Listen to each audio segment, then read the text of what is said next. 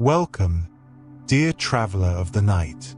Welcome to the Sleepy Scholar, where curiosity and calm walk hand in hand through the corridors of history, science, and wonder. Tonight, as the world settles into its rhythm of rest, we turn our attention to a question both simple and profound.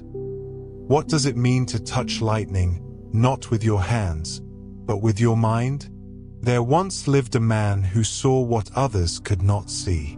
While the world moved through darkness lit by flame and shadow, he envisioned rivers of invisible energy flowing through the air, through the earth, through the very fabric of existence itself.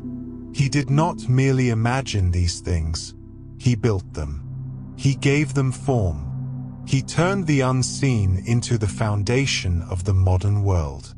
His name was Nikola Tesla, a man born during a thunderstorm. A mind that could construct entire machines in the theater of imagination before a single bolt was turned. A soul who worked through the silent hours of night, chasing visions that danced like fireflies just beyond the reach of understanding.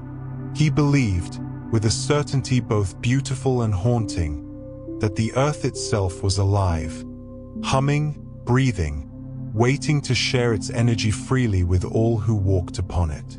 Tonight, we journey together into his world, not with haste, but with the gentle pace of reflection.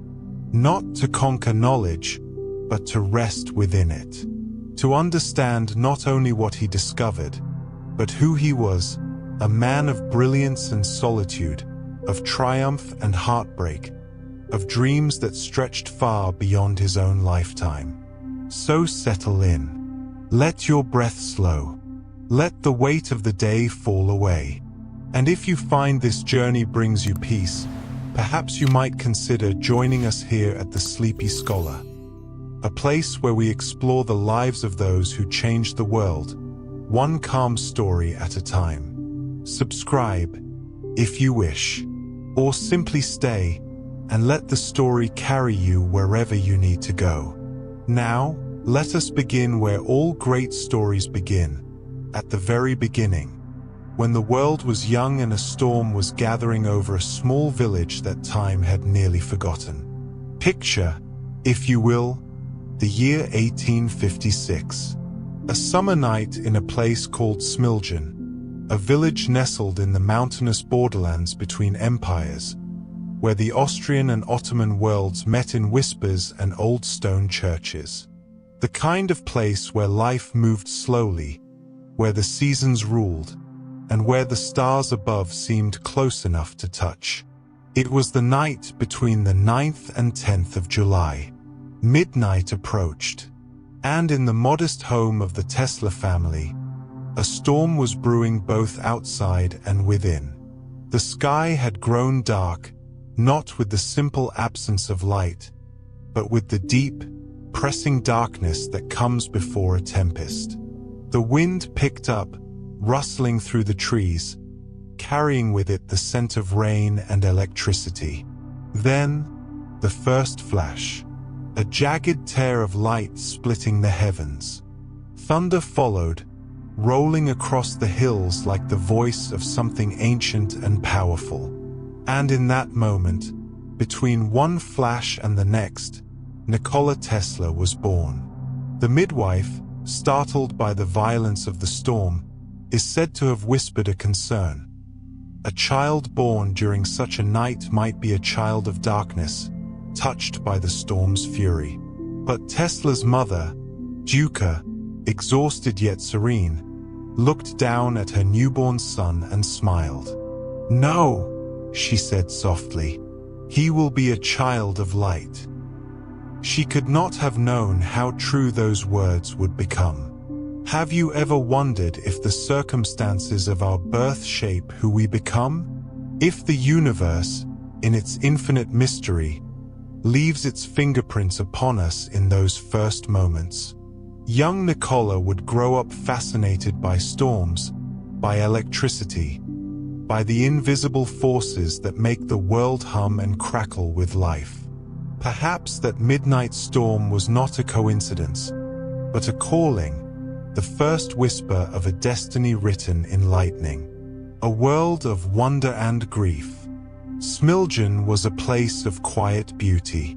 Rolling hills covered in green. Stone houses with tiled roofs. The smell of earth and rain and wood smoke. The Tesla family was neither wealthy nor poor, but something in between, respectable, educated, grounded in tradition yet open to ideas. Nikola's father, Milutin, was a Serbian Orthodox priest, a man of words and faith who also possessed a poet's heart. He had hoped his son might follow in his footsteps, devoting his life to the church. But Milutin was also a man who valued the mind, who collected books, who believed that understanding the world was a form of reverence. Nikola's mother, Duka, was a different kind of genius altogether. Though she had no formal education and could not read or write, her mind was a workshop of invention. She created tools for the household, devices to make weaving easier, mechanisms to improve the churning of butter, clever solutions to everyday problems. She worked by intuition and observation, her hands guided by an intelligence that needed no books. Nikola adored her. He would watch her work for hours, absorbing not just what she made, but how she thought. From her, he learned that problems were simply invitations to creativity.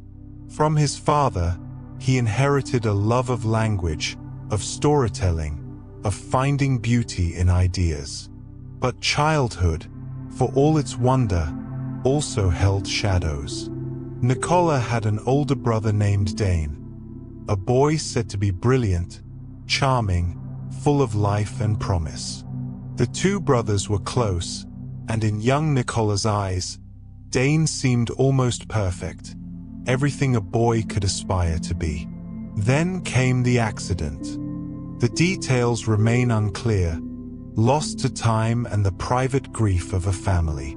Some accounts speak of a fall, others of a riding incident involving a horse. What is certain is this: Dane died young, and the loss shattered something in the Tesla household. Nikola, barely more than a child himself, was left to carry not only his own grief but a terrible, unspoken weight. Did his parents compare him to the brother they had lost? Did he feel he must somehow become twice as much to fill the space Dane had left behind? Or did he retreat inward, into the landscapes of his own mind, seeking a world where loss could not reach him? He never spoke of it much in later years, but those who knew him saw traces of that early sorrow, a certain distance, a solitude even in company, as though part of him remained forever in that time of loss, trying to make sense of a world that could take away someone so loved. The spark of curiosity. Yet even in grief, the mind seeks wonder. And for young Nikola, wonder arrived in the most unexpected forms. There was the family cat, a creature named Makik, sleek and black as midnight.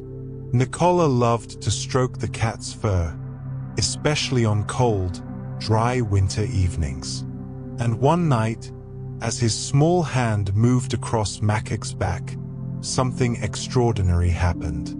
Sparks, tiny crackling bursts of light, blue and violet, dancing along the cat's fur like miniature lightning. Static electricity, harmless and brief, but to a child's eyes, magic. Nikola was transfixed. He asked his father what caused it. Milutin, ever the thoughtful teacher, explained as best he could with the knowledge of the time. It was electricity, a force of nature, something scientists were only beginning to understand. Perhaps, he mused, it was related to the great storms, to the lightning that split the summer sky. That night, lying in bed, Nikola's mind spun with questions. What was electricity? Where did it come from? Could it be controlled, harnessed, understood? Could it be used? The spark that lit his fur of a simple house cat had ignited something far greater, a lifelong fascination with the invisible forces that powered the universe. He began to experiment in the way curious children do. He built small water wheels and set them in the streams near his home, watching how flowing water could create motion. He constructed a device powered by June bugs, poor creatures glued to a tiny contraption that would spin as they tried to fly away. It was crude, perhaps even cruel in hindsight, but it represented something important. A mind trying to understand energy, movement, cause and effect. Not all his experiments went well. Once, attempting to fly by holding an umbrella and leaping from the roof of a barn, he crashed to the ground and lay unconscious for hours. When he woke, bruised and aching, he was not discouraged, only more determined to understand the principles of flight, of force, of the laws that governed motion and matter. This was Nikola Tesla as a boy, fearless in curiosity, relentless in questioning, willing to fail if failure brought knowledge. The world around him, rivers, storms, the flight of birds, the play of light through leaves, became his first classroom. And he learned not from books alone, but from observation, from trial, from that deep, almost spiritual attention to the way things worked. And yet, even then, there were signs of something more unusual. He began to experience vivid flashes of light in his mind, blinding images that would appear without warning. At first they frightened him, these visions that seemed to come from nowhere. But over time, he learned to control them, to use them. He discovered he could picture objects in perfect detail, machines, mechanisms, entire inventions, and rotate them in his mind, examine them from every angle, test them in the laboratory of imagination. This ability, strange and wondrous, would become his greatest tool. Where other inventors needed to build and rebuild, to test and fail and try again with physical materials, Tesla could perfect his designs in thought alone. By the time he actually constructed something, he knew already that it would work. The blueprint was not on paper, but in the architecture of his mind. Can you imagine such a gift? To close your eyes and see, with perfect clarity, things that do not yet exist? To walk through rooms that have not been built? To hear the hum of machines not yet assembled? It was both a blessing and a burden. For with such a mind came isolation. Who could truly understand the way he experienced the world? Who could follow him into those spaces where thought and matter merged? The path to knowledge. As Nikola grew older, it became clear that Smiljan, for all its beauty, could not contain the scope of his intellect. He needed education, structure, exposure to the wider world of science and engineering. His father, despite his hopes for Nikola to enter the priesthood, recognized his son's gifts. After much deliberation, Milutin agreed to support Nikola's pursuit of technical studies. It was not an easy decision. The path of an engineer was uncertain, and the family's resources were limited. But love, in the end, won out over expectation. Nikola enrolled at the Austrian Polytechnic in Graz in 1875. It was a world away from the quiet hills of Smiljan, a place of lecture halls and laboratories, of books stacked to the ceiling, of minds from across the empire gathering to learn and debate and dream. In his first year, Nikola was a model student. He attended lectures from early morning until late at night, often studying until 3 in the morning and beginning again at dawn. His professors marveled at his dedication, his ability to solve complex mathematical problems almost instantly, his deep intuitive grasp of physics and engineering principles. But there was also intensity in him that concerned them. He worked without rest, driven by something more than ambition, perhaps a need to prove himself, to honor the memory of his lost brother, to justify his place in the world. He slept little, ate irregularly, pushed his body and mind to the edge of exhaustion. It was during his time in Graz that Nikola encountered something that would change the trajectory of his life: a Gram dynamo. The professor demonstrated this machine in class, showing how it could function both as a motor and as a generator. But the device had a flaw. It used a commutator, a component with brushes that sparked and crackled as the machine ran, wasting energy and creating inefficiency. Nikola, watching those sparks, raised his hand. "Could we not build a motor without a commutator?" he asked. "One that runs on alternating current instead of direct current." The professor, a stern and confident man, dismissed the idea almost immediately. "It's a perpetual motion scheme," he said, "an impossible idea. Mr. Tesla, you may be brilliant, but you waste your time on dreams that defy the laws of physics." The other students murmured in agreement, but Nikola said nothing. He simply sat, absorbing the rejection, turning the problem over and over in his mind. He knew the professor was wrong.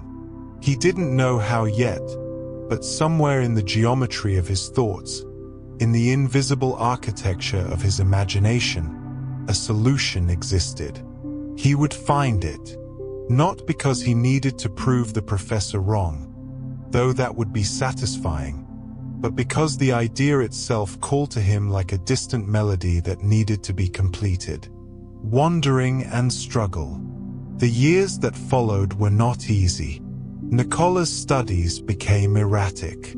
He began to gamble, a dangerous habit that consumed what little money he had. He would play billiards and cards late into the night, winning and losing fortunes that existed only in the context of a student's meager funds. His family grew worried. His father sent letters urging him to return, to reconsider his path. Eventually, Nikola did return home, but without a degree. He had learned much, absorbed knowledge like a sponge, but the formal structure of academic life had become a cage. His mind wanted to roam, to explore, to work on problems that could not be confined to a curriculum. Then came illness. A severe case of cholera swept through the region, and Nikola fell desperately sick. For months he lay bedridden, his body weak, his future uncertain. His father, terrified of losing another son, sat by his bedside day after day. In one of those quiet moments, when death seemed near, my Lutin leaned close and whispered, "If you recover, my son, I will send you to the best engineering school. You will not become a priest. You will follow your own path." It was the permission Nikola had needed, the blessing that freed him from the weight of expectation. And slowly, against the odds, he recovered. He went on to study at the Charles Ferdinand University in Prague, though once again his time there was marked by restlessness. He was learning, yes, but he was also searching for something he could not yet name. A purpose, a problem worthy of his gifts, a way to take the visions in his mind and give them shape in the world. After Prague, he took a position with the Central Telegraph Office in Budapest, Hungary. It was steady work, practical, a way to support himself. But Tesla was not made for routine. His mind churned constantly, working on that old problem from his university days. The motor without a commutator. The impossible idea his professor had dismissed. It consumed him. He thought about it while walking through the streets of Budapest. He dreamed about it at night. He sketched diagrams in notebooks and in the dust on tables. But the solution remained just out of reach, like a word on the tip of the tongue that refuses to be spoken.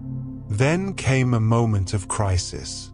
Tesla, overworked and obsessed, suffered a kind of nervous collapse. His senses became unbearably acute. Sounds were too loud, lights too bright, the slightest touch painful. He could hear the ticking of a watch rooms away. The vibrations of footsteps seemed to shake his entire body. It was as though his mind, pushed too far, had shattered some protective barrier between himself and the raw input of the world. He retreated, sought quiet, tried to heal. A friend, Anatol Sigeti, stayed with him, encouraging him to walk, to move, to let the open air soothe his frayed nerves. And it was on one of those walks, in the winter of 1882, that everything changed. The vision. They were walking through the city park in Budapest, Tesla and his friend Sigeti. The sun was setting, painting the sky in shades of amber and rose. Tesla, still weak but recovering, recited lines from Goethe's Faust, a favorite of his, a meditation on knowledge and longing and the human desire to touch the infinite. The glow retreats, done is the day of toil. It yonder hastes, new fields of life exploring. As the words left his lips, something in his mind clicked. Not gradually, but all at once, a flash of insight so vivid, so complete, that he stopped walking mid-sentence. He saw it, not with his eyes, but with that other vision, the one that lived in the theater of his imagination.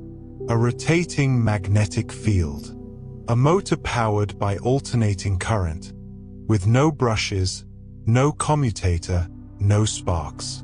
It spun before him in perfect clarity, the copper coils, the iron core, the way the magnetic fields would interact to create continuous rotation. He stood frozen, trembling, staring at something only he could see. "Watch me," he whispered to Sigeti. "Watch me reverse it."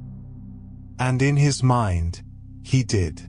He reversed the motor, sped it up, slowed it down, examined every angle, every component.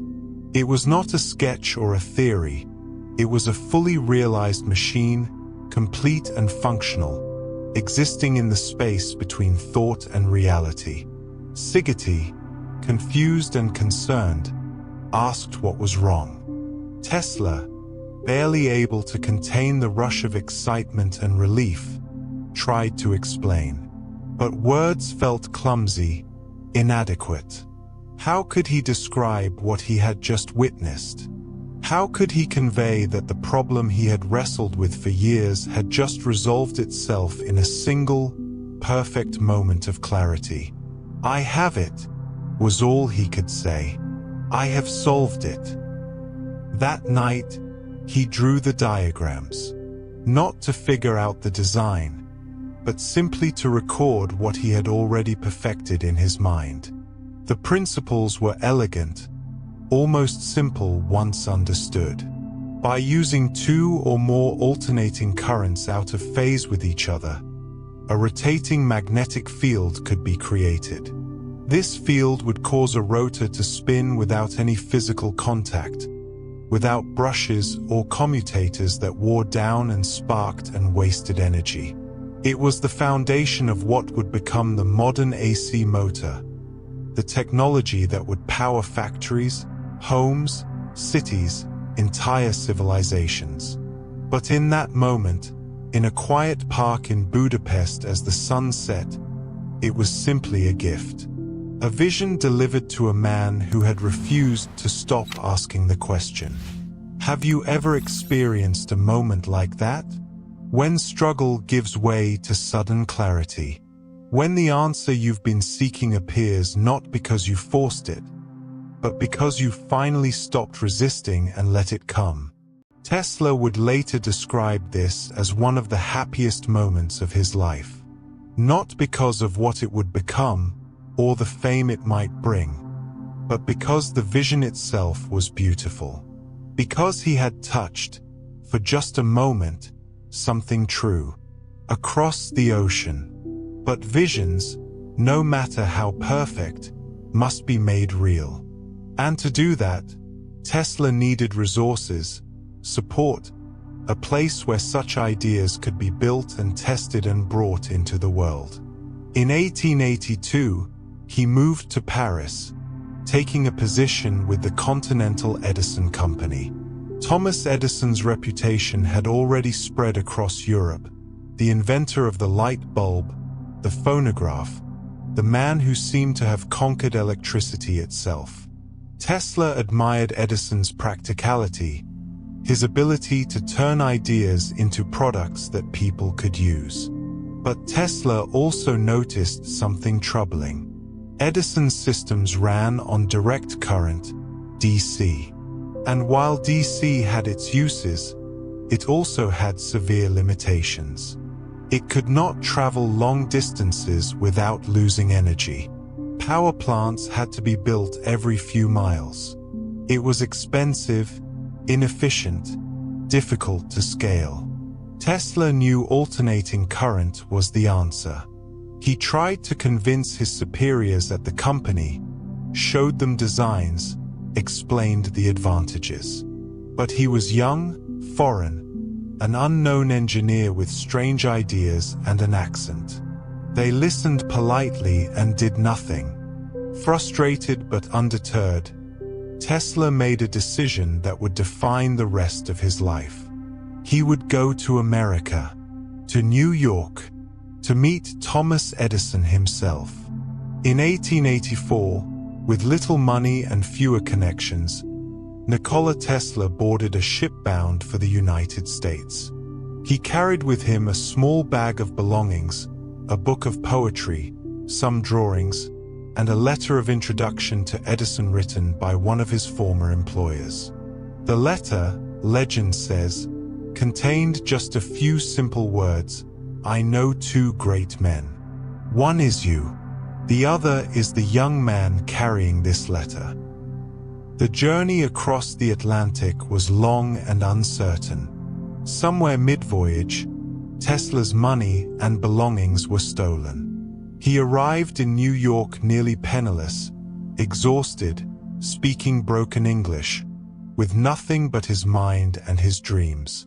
And yet, standing on the docks of Manhattan, surrounded by the noise and chaos of a city that never stopped moving, Tesla felt something unexpected. Hope.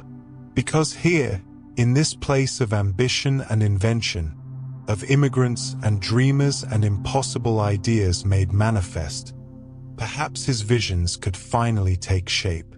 Perhaps he had found, at last, a home for the lightning that lived inside his mind. Meeting Edison. The meeting between Nikola Tesla and Thomas Edison was, in many ways, a meeting of opposites. Edison was practical, methodical, deeply rooted in trial and error.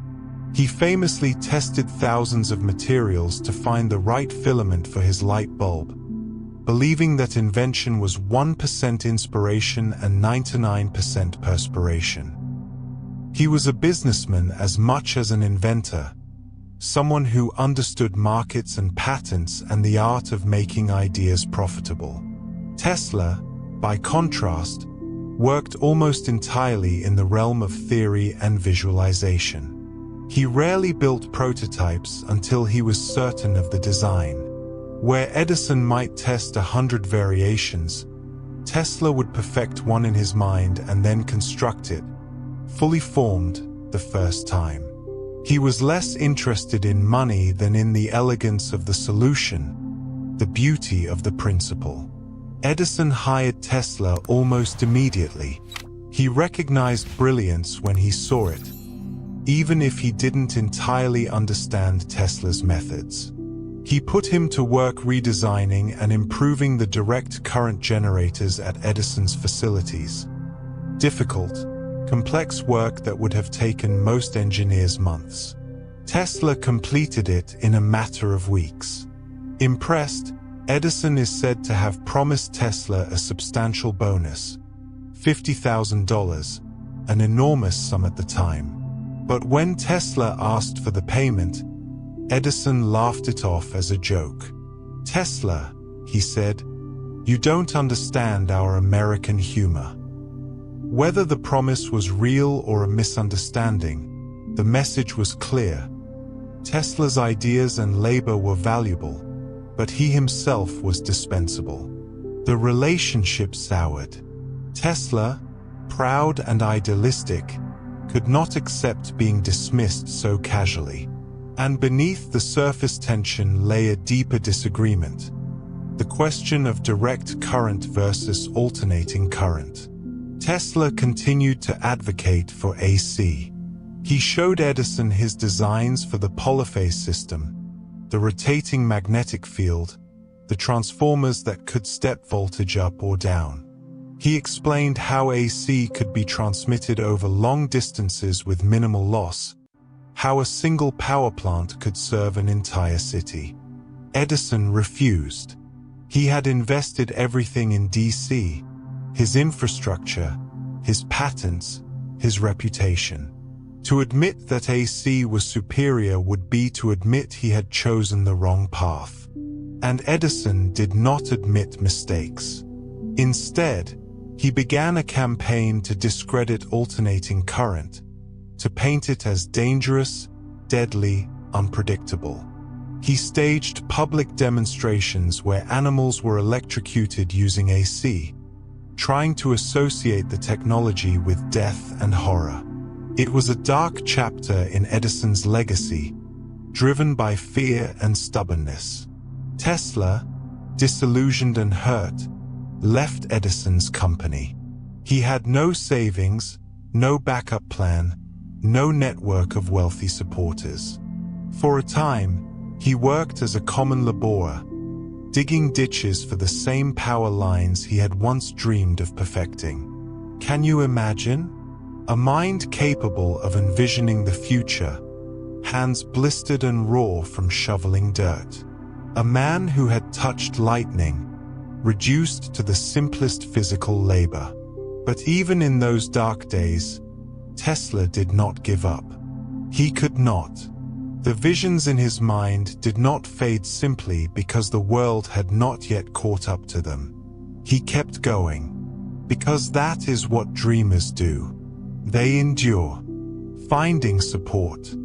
Fortune, when it finally arrived, came in the form of belief. A group of investors, led by a man named Alfred S. Brown and a lawyer named Charles F. Peck, heard about Tesla's ideas. They met with him, listened to his explanations, asked him to demonstrate his motor. Tesla, despite having no functioning model, was able to describe the system in such vivid detail, with such mathematical precision, that they were convinced. In 1887, the Tesla Electric Company was founded.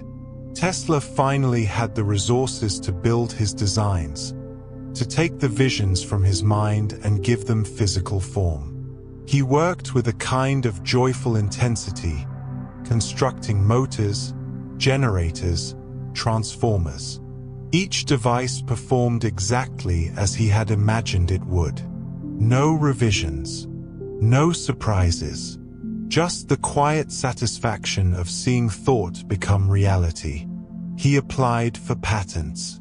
Over the next few years, he would file dozens of them, covering the polyphase system, the induction motor, the transmission of alternating current, the foundation of modern electrical engineering. Word spread. engineers and scientists began to take notice. Here was someone who had solved problems that others had declared impossible. And then, George Westinghouse entered the picture.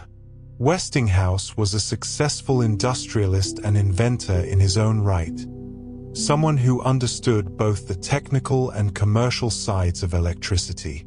Unlike Edison, he was not wedded to a single approach. He wanted the best system, regardless of who had invented it. When he learned about Tesla's AC system, he immediately saw its potential. In 1888, Westinghouse purchased the patents for Tesla's polyphase system for a substantial sum, plus royalties on every motor sold. It was the breakthrough Tesla had been waiting for. Not just financial security, but validation. Proof that his ideas were not fantasies, not impossible dreams, but real solutions to real problems. Together, Tesla and Westinghouse would wage what history remembers as the War of Currents, a battle not fought with weapons, but with demonstrations, public displays, competing bids for major projects, and the slow, steady accumulation of evidence that alternating current was the future. The War of Currents. It was not a loud war, but a persistent one. A war of newspaper articles and public lectures. A war of fear and reassurance. A war where the battlefield was the collective imagination of a society trying to decide how to power its future. Edison continued his campaign against AC, even going so far as to support the development of the electric chair, powered by alternating current, to cement the association between AC and death. It was a grim strategy, one that revealed how far desperation can drive even great minds. But Tesla and Westinghouse countered not with spectacle, but with results. They demonstrated that AC was safe when handled properly. They showed that it could power entire city blocks from a single generator miles away. They built transformers that could step voltage up for transmission and down for use, making the system flexible and efficient. The turning point came in 1893 at the World's Columbian Exposition in Chicago, the World's Fair. Westinghouse and Tesla won the contract to illuminate the fair with their AC system. It was a massive undertaking, requiring the installation of thousands of lights, multiple generators, miles of wiring. But when the switch was thrown and the fairgrounds blazed to life, the result was undeniable. The White City, as it came to be called, glowed against the night sky like something from a dream. Buildings outlined in light, fountains dancing with illuminated sprays of water, exhibits powered by silent, efficient motors. People from around the world walked through that radiant landscape and saw the future. And the future, clearly, was alternating current. The final, decisive victory came shortly after, with the Niagara Falls Power Project. Niagara Falls, one of nature's greatest displays of raw power, where millions of gallons of water thundered over stone cliffs every minute. For years, engineers had dreamed of harnessing that energy, of turning the fury of falling water into electricity. Westinghouse and Tesla proposed an ambitious plan: build a hydroelectric plant using AC generators, then transmit the power 20 miles to Buffalo, New York. No one had ever transmitted electricity over such a distance before. Many experts said it was impossible. In 1896, the plant went online. The generators hummed. The transformers stepped up the voltage.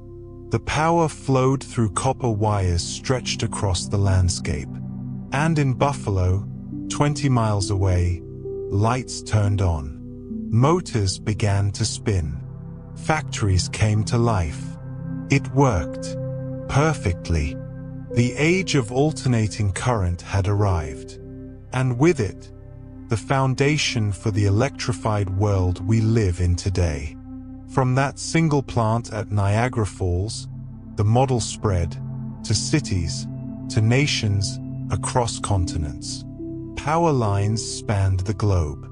The hum of Tesla's invention became the background music of modern civilization. And Tesla himself, standing somewhere in the shadow of his success, watching the world change because of an idea he had glimpsed in a park in Budapest, must have felt something profound.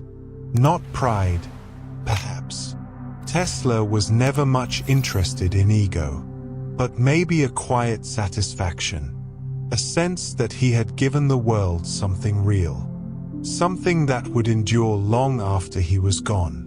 The laboratory of wonders. With success came freedom. And with freedom, Tesla's imagination truly took flight. He established his own laboratory in New York, a space filled with coils and wires and strange machines that crackled and hummed and sparked. It became a place of pilgrimage for scientists, journalists, curious minds who wanted to see what the inventor was working on next. And what he was working on bordered on the fantastical. Tesla developed the Tesla coil, a resonant transformer that could generate extremely high voltages at high frequencies. When activated, the coil would produce arcs of violet lightning that leapt through the air, spectacular and terrifying and beautiful all at once. He would stand beside these coils, sometimes holding light bulbs that would glow in his hands from the energy in the air, his body part of the circuit, unharmed by the electricity dancing around him. Visitors watched in awe and disbelief, wondering if they were witnessing science or sorcery. Tesla used these demonstrations not to show off, but to prove points about resonance, about wireless transmission of energy, about the possibilities that lay hidden in the behavior of electricity at high frequencies. He experimented with X-rays, independently discovering many of the same phenomena that Wilhelm Röntgen would receive credit for. Tesla even took some of the earliest X-ray images, though a fire in his laboratory destroyed much of his equipment and records before he could publish extensively. He explored radio waves, developing components and principles that would later be used in wireless communication. In fact, Tesla filed patents for radio technology before Guglielmo Marconi, though legal battles over credit would drag on for decades. He designed remote-controlled boats, early prototypes of what we now call drones or autonomous vehicles. He demonstrated one at Madison Square Garden, steering a small boat through a pool using radio signals.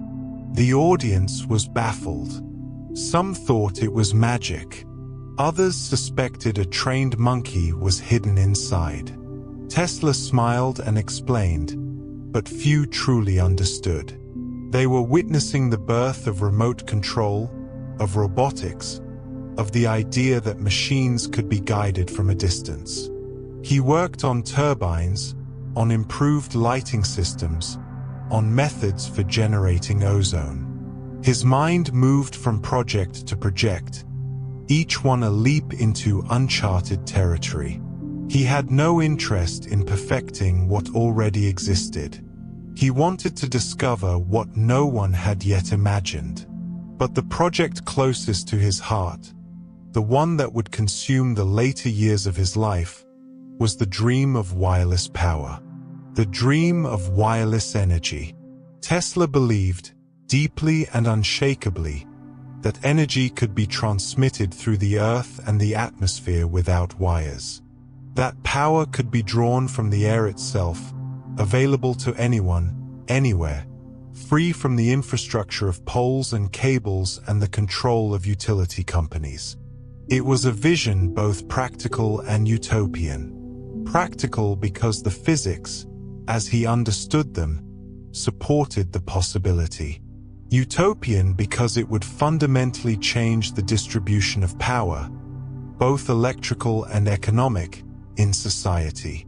To test his ideas, Tesla designed and began construction on Wardenclyffe Tower, a massive structure on Long Island intended to be a worldwide wireless communication and power transmission system. The tower was tall, elegant, topped with a large copper dome. Beneath it, a network of tunnels and iron rods extended deep into the earth. The plan was to use the earth itself as a conductor, to send electrical vibrations through it and then draw power from those vibrations at distant locations.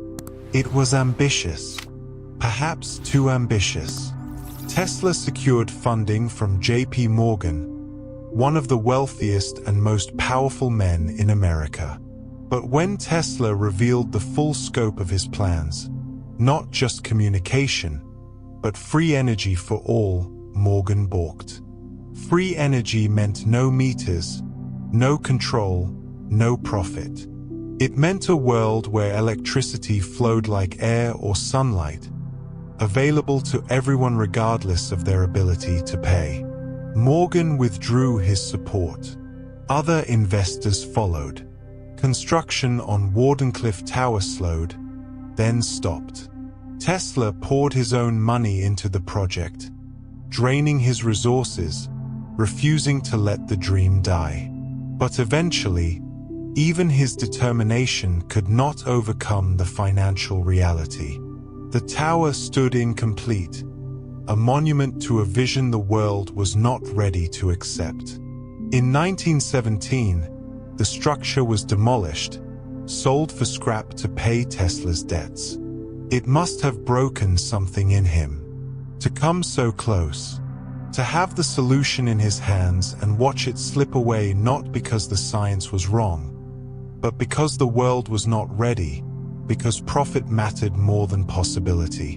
And yet, even in that loss, Tesla remained certain. He believed that one day, humanity would return to the idea. That someone, someday, would pick up where he left off and complete what he had started. Was he right? We still do not have wireless power in the way Tesla envisioned. But we have wireless communication, wireless charging, technology that transmits information and even small amounts of energy through the air. Perhaps his dream was not wrong, only premature. Or perhaps it still waits, somewhere in the future, for minds brave enough to try again. The solitary inventor. As the years passed, Tesla became a figure both celebrated and isolated. He was famous, newspapers wrote about him, engineers studied his patents, his name was known around the world. But fame is not the same as connection. And Tesla, for all his brilliance, struggled to connect with people in the way most humans do. He never married, never had children. When asked about relationships, he would say that his work was his companion, that he had no time for the distractions of romance or family. But perhaps it was more complicated than that. Perhaps the same mind that could visualize entire machines also made ordinary human interaction feel foreign, uncomfortable. Perhaps the solitude was not entirely by choice. Tesla lived in a series of hotels in New York, each one more modest than the last as his financial situation declined. He kept his rooms obsessively clean, polished every surface until it gleamed. He was terrified of germs, of contamination, of disorder. He had strict routines. He ate alone, always at the same table, and required exactly 18 napkins at every meal. He counted his steps, measured distances, organized his life around the number 3 and its multiples. These habits, today, might be recognized as symptoms of obsessive-compulsive disorder, a mind trying to impose order on a world that felt overwhelming. But in Tesla's time, they were simply seen as eccentricities, Strange quirks of a strange man. He fed pigeons in the park every day, scattering seeds and crumbs, speaking softly to the birds as they gathered around him. It became a ritual, perhaps one of the few sources of simple, uncomplicated joy in his life. And among those pigeons, there was one he loved above all others. A white pigeon with gray tips on her wings. Tesla described her with a tenderness he rarely showed for anything else. He said that she loved him in return, that she would find him wherever he was, that she would fly to his window at night as if called by something beyond instinct. "I loved that pigeon as a man loves a woman," he wrote, "and she loved me." It's a strange confession, one that might seem sad or even troubling at first glance. But perhaps it speaks to something simpler, the deep human need for connection, for something that sees us and stays, for a presence that does not judge or demand or misunderstand. The pigeon gave Tesla what few humans could: acceptance, loyalty, a quiet companionship that asked nothing more than seeds and gentle words. And when she died, flying to his window one last night with something dimming in her eyes, Tesla was devastated. He said that in that moment, a light went out of his life, that he knew his life's work was finished. It was not literally true. He continued to think, to work, to file patents for years after. But something had changed. The loneliness, always present, became heavier. The world, which had once seemed full of possibility, grew darker at the edges. Have you ever loved something small and fragile, and felt in that love a connection to something larger? Have you ever known the particular grief of losing a companion who asked nothing of you but to be seen? Tesla understood. In the silence of his hotel room, surrounded by papers and diagrams and inventions no one had asked for, he understood that brilliance is not the same as happiness. That to see what others cannot see is both a gift and a kind of exile. The overlooked years. As the 20th century unfolded, the world moved forward on the foundation Tesla had helped build, but it did not always remember to look back and thank him. Younger inventors received credit for innovations that built on his work. Marconi won the Nobel Prize for radio, though Tesla's patents predated his. Other engineers refined and commercialized AC systems without acknowledging the source. Tesla, proud and often impractical about business matters, had signed away many of his royalties in various agreements over the years. He had been more interested in seeing his ideas realized than in protecting his financial interests.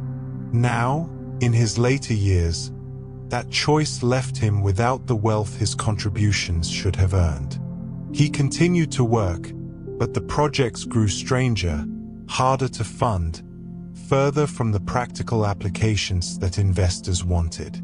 He proposed a death ray for national defense, not out of militarism, but from a belief that a sufficiently powerful deterrent could make war obsolete. He theorized about drawing energy from cosmic rays, about communication with other planets, about technologies that sounded more like science fiction than engineering. The newspapers still interviewed him, but often now with a tone of gentle condescension, treating him as an eccentric relic of an earlier age. The brilliant young inventor had become the old man with wild ideas, interesting but not quite credible. Tesla's financial situation deteriorated. He moved from hotel to hotel, often unable to pay his bills. The management would allow him to stay out of respect for who he had once been, but the debts accumulated. His belongings, notebooks, equipment, personal items, were sometimes held as collateral or lost entirely. Yet even in poverty, he maintained certain dignities. He dressed impeccably, always in a dark suit, always carefully groomed. He attended social functions occasionally, spoke with grace and intelligence, never complained about his circumstances. Perhaps it was pride. Or perhaps it was simply that he had never measured his worth by material success. The ideas were what mattered. The visions, the knowledge that he had touched something true, had brought into the world technologies that would outlive any temporary hardship. But still, can you imagine? To have given so much and to be forgotten. To watch the world use your inventions without remembering your name. To live in a small hotel room, alone, surviving on credit and charity, while your discoveries power cities across the globe.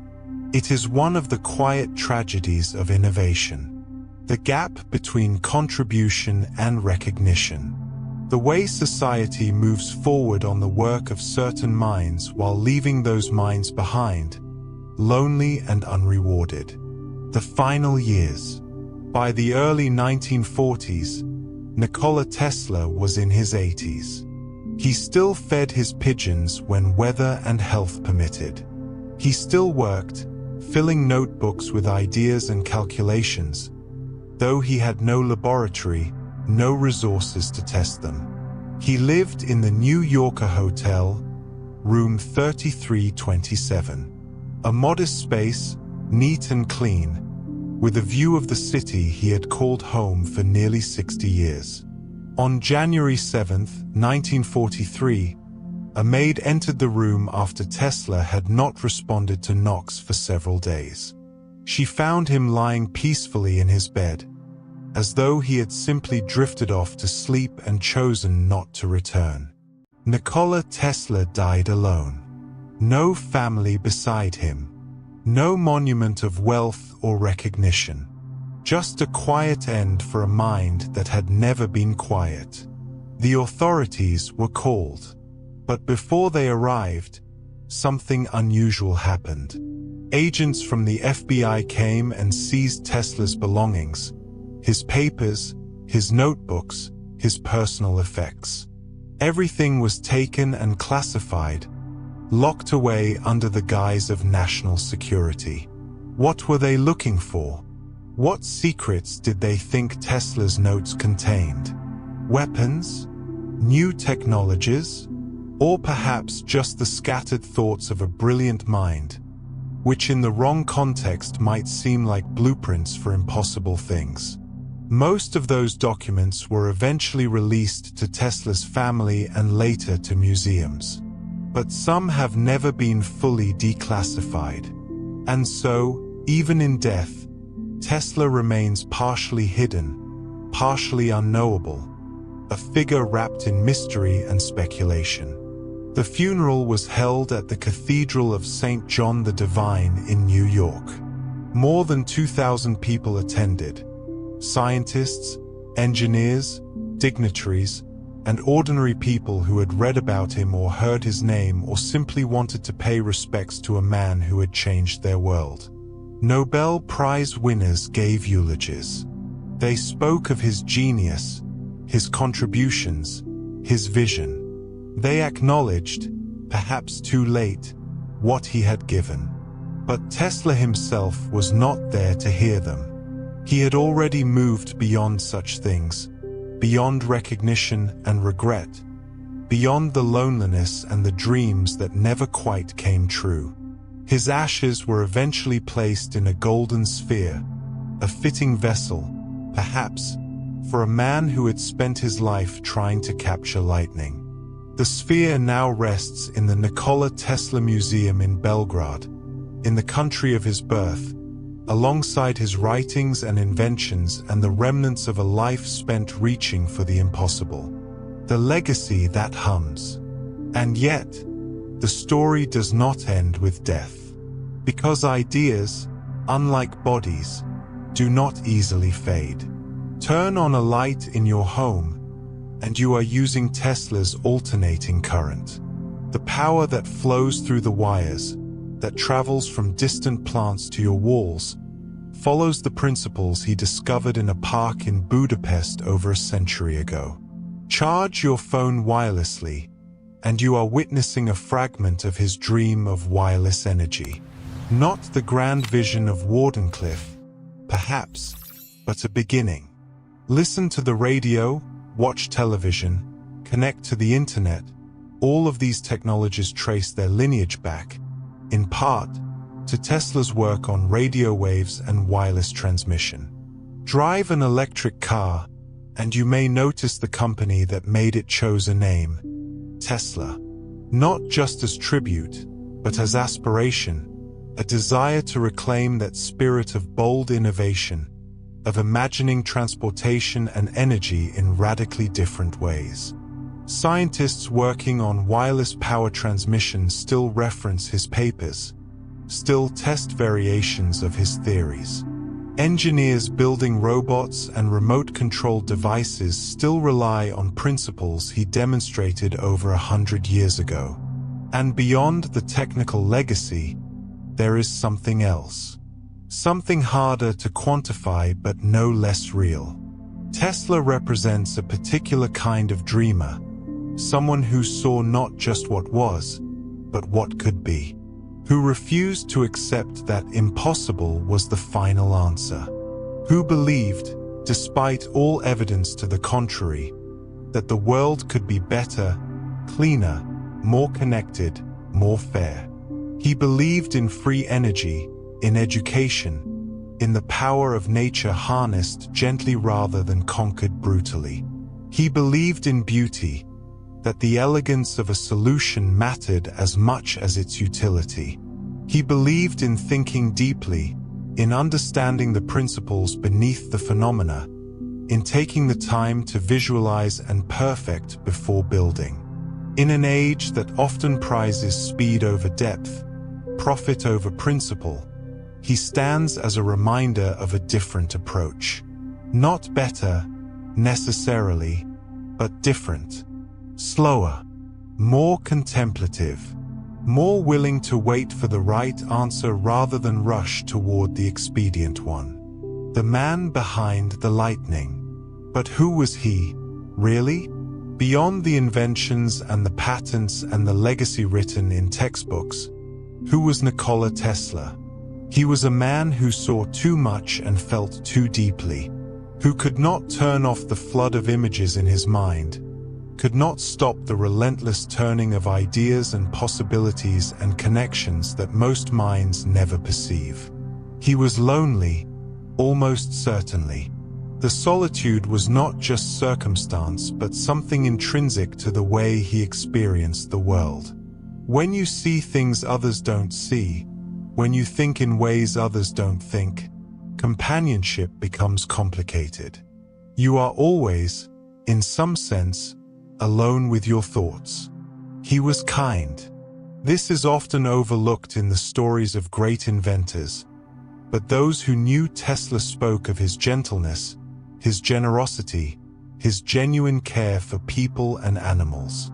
He would give money he didn't have to those who needed it. He spoke respectfully to everyone, regardless of their station. He loved creatures that most people ignored: pigeons, sparrows, the small and ordinary things that asked nothing but a few crumbs and a moment of attention. He was stubborn, perhaps too stubborn. He refused to compromise his visions even when compromise might have made them achievable. He believed so strongly in what he saw that he could not accept half measures or alterations.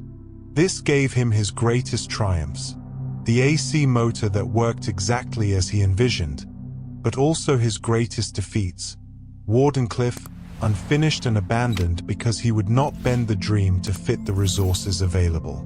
He was idealistic in a world that often is not. He believed technology should serve humanity, not profit. He believed knowledge should be shared freely. He believed in a future where energy was abundant and accessible, where no one would fight over resources because resources would be limitless. Was he naive? Perhaps. Or perhaps he was simply born out of his proper time. A mind from the future trying to build the future in the past. He was human. For all the mythology that surrounds him, the mad scientist, the wizard of electricity, the man who could shoot lightning from his hands, he was a person. He got sick. He worried about money. He felt grief when his pigeon died. He wanted, like all of us, to be understood, to be valued, to leave the world better than he found it. And he did. Despite the poverty and the loneliness and the unfinished dreams, he did leave it better. Immeasurably better. In ways both visible and invisible, Tesla's mind shaped the world we inhabit. The questions that remain. But even now, more than 80 years after his death, Tesla remains a figure of mystery and speculation. What was in those notebooks the FBI seized? Most have been released, yes, but what of the pages that remain classified? What ideas were deemed too dangerous or too impractical to share? Could wireless power actually work on the scale Tesla envisioned? Modern physicists generally say no, that the losses would be too great, that the technology would be inefficient compared to wired transmission. But they said the same about AC once, and they were wrong. Is it possible Tesla saw something we still don't fully understand? Or was Wardenclyffe truly a beautiful failure? A dream that physics simply cannot support? What did he mean when he spoke of communicating with other planets? Was it metaphor? Speculation? Or had his experiments with radio waves led him to detect something he could not quite explain? Signals from sources unknown? And what of his claim, in later years, that he had developed a way to draw energy from cosmic rays, from the very fabric of space itself? Nonsense? Or a fragment of truth wrapped in language too poetic for scientific journals? We may never know. And perhaps that is fitting. Tesla was always partly unknowable, even to himself. A man standing at the intersection of thought and reality, translating between worlds, bringing back reports from territories the rest of us could not visit. The questions, in the end, may matter more than the answers. They keep us curious. They remind us that there is more to discover, more to understand, more to imagine. And is that not, in its own way, Tesla's greatest gift? Not just the inventions he completed, but the spirit of endless questioning he embodied. The refusal to accept the world as fixed and finished. The belief that every mystery is an invitation. Reflections under starlight. Picture, if you will, one more scene. Not something that happened, but something that might have. It is late at night in New York City. The year does not matter. It could be 1895 or 1935, the early years of triumph or the later years of solitude. Tesla walks alone through the dark streets, as he often did when his mind was too full for sleep. The city is quieter now, though never truly silent. Somewhere, a car passes. A distant train whistle echoes through the canyons of buildings. The hum of electric lights, his lights, powered by his current, fills the air like a soft mechanical heartbeat. He stops in a small park, looks up at the sky. There are fewer stars visible here than there were in Smiljan, the light of the city washing them out. But he can still see some, can still imagine the vast distances between them, the energy flowing through the cosmos, the invisible forces that bind everything together. He thinks about the boy he was, stroking a cat and seeing sparks. He thinks about the vision in Budapest, the solution that arrived like grace. He thinks about the tower that stands unfinished, the dreams that may never be realized, the pigeon that will not return to his window. And perhaps, in that moment, he feels something that is not quite sadness and not quite peace, but something in between. Acceptance, maybe. An understanding that he has done what he came to do, not perfectly, not completely, but truly. He has touched the lightning. He has translated its language. He has given it form and purpose and sent it into the world.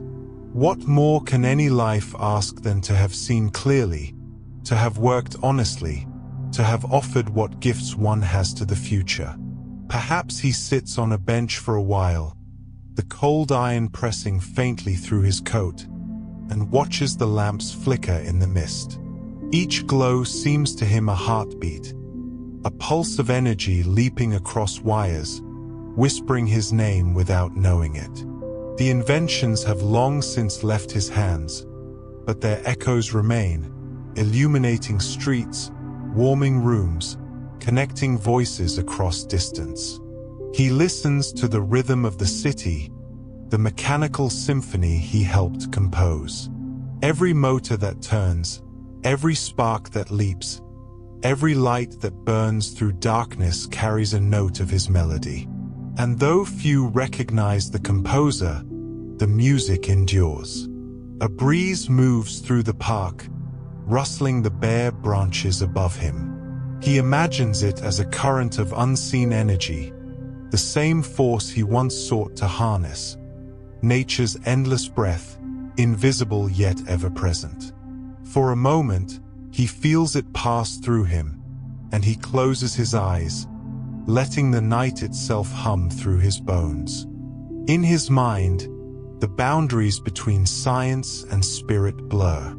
The universe feels less like a machine and more like a living thought, vast and radiant. He wonders if perhaps all his experiments, the coils, the oscillators, the towers, were simply ways to listen more closely to that thought, to catch a fragment of the universe's voice.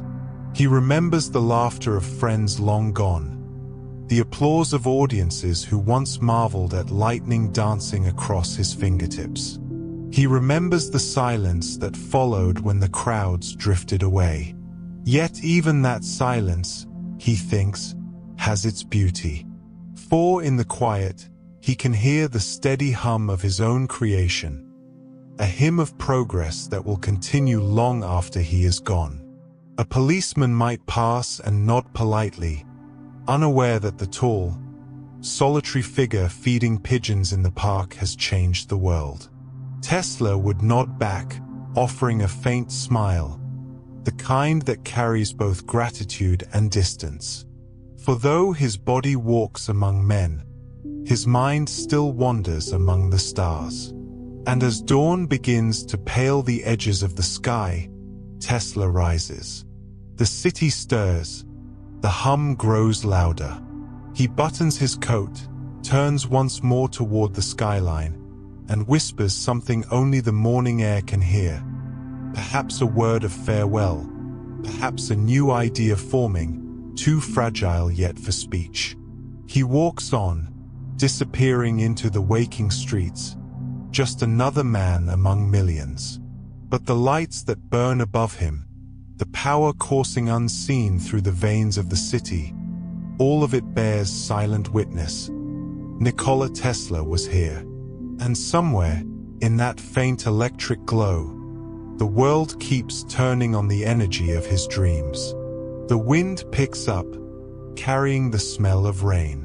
A storm is coming, as storms always do. And Tesla smiles, just a little, because he has never feared storms. They are, after all, what he is made of. The hum continues. And so, dear listener, we come at last to the end of our journey through the life of Nikola Tesla. But it is not truly an ending, is it? Because his work continues. The AC current still flows. The motors still turn. The ideas still spark new ideas. generation after generation. Somewhere tonight, a student is studying Tesla coils in a physics class. An engineer is designing a wireless charging system. A dreamer is looking at the world and asking, "What if?" And in that question, Tesla lives on. We remember him not just as an inventor, but as a reminder of what the human mind can achieve when it refuses to be bound by the limitations of the present. When it looks at impossibility and sees only a puzzle waiting to be solved. He was a man who dreamed in lightning, who saw the world not as matter, but as energy, who believed that understanding the universe was a form of love, and that sharing knowledge was a form of service. He gave us light without demanding we remember his name. He gave us power without asking for power in return. He gave us a glimpse of a future where energy flows freely, where technology serves humanity rather than controls it, where the invisible forces that shape our world are understood and harnessed for the good of all. Not all his dreams came true, but perhaps that is the nature of dreams. They are not meant to be finished, but to be carried forward, passed from one dreamer to the next, refined and reshaped and brought closer to reality with each passing generation. You live in a world Tesla helped build. Every time you turn on a light, charge a device, use technology that seemed impossible a generation ago, you are living in the future he imagined. And perhaps, as you drift towards sleep tonight, you might spare a thought for the man who made it possible. The lonely genius who loved a pigeon. The immigrant who came to America with nothing but ideas. The boy who saw sparks on a cat's fur and spent the rest of his life chasing that mystery. Listen, and you might hear it. Beneath the silence, beneath the sounds of night, there is a hum. The hum of electricity flowing through wires, of energy moving invisibly through the air, of the modern world turning on the axis of discoveries made long ago. That hum is Tesla's voice, still speaking, still teaching, still inviting us to wonder. Sleep well, dear traveler. Let your dreams be filled with curiosity and light. And if you should wake in the middle of the night and hear the soft crackle of distant thunder, remember, somewhere, in some dimension beyond time, Nikola Tesla is smiling. But before you close your eyes completely, consider this. Tesla's story is not only about invention, but about resilience. About a mind that refused to dim even when the world turned away. He walked through storms of doubt, through the shadow of rivals, through poverty and misunderstanding, yet never stopped believing that knowledge could set humanity free. There were times he stood alone, his lab illuminated only by the faint blue glow of his experiments, dreaming of a planet connected not by wires but by waves, a vision so vast it frightened those who could not yet see it. He was mocked, dismissed, forgotten, and still he pressed on, because for him, truth was its own reward. He once said, "The present is theirs. The future, for which I really worked, is mine." And how right he was. That future is here, unfolding in every spark, every signal, every whisper of energy that crosses the globe. His fingerprints are on the invisible. His legacy hums in the air around us. Perhaps one day, when humanity once again reaches for the stars, we will carry Tesla's dream beyond this planet. His hope for boundless, wireless energy lighting our path across the cosmos. For what is invention, if not the echo of curiosity reaching toward infinity? So, as you drift deeper into sleep, imagine the flicker of his laboratory. Coils humming, currents arcing, the air trembling with possibility. Imagine the young Nikola looking up at the night sky, seeing not darkness, but a map of energy waiting to be understood. The hum continues, steady and eternal, a lullaby of progress, a promise that ideas never truly die. They only change form, passing like electricity from one mind to the next. Sleep, dear listener. Dream brightly. For every dreamer who listens to the hum, who dares to ask what if, carries forward a piece of Tesla's light. And somewhere, far beyond the veil of time, the man who dreamed in lightning watches still, waiting for us to dream even bigger. For he knows what we sometimes forget, that every storm carries within it the seeds of transformation, that every question leads to discovery, that every moment of darkness is simply an invitation for light to be born. Before we part, I want to thank you for joining me on this journey through the Sleepy Scholar. If this story brought you peace, if it sparked your curiosity, if it helped you see the world a little differently, then it has served its purpose. There are so many stories still to tell, of scientists and philosophers, of artists and explorers, of quiet moments that changed history and brilliant minds that shaped our world.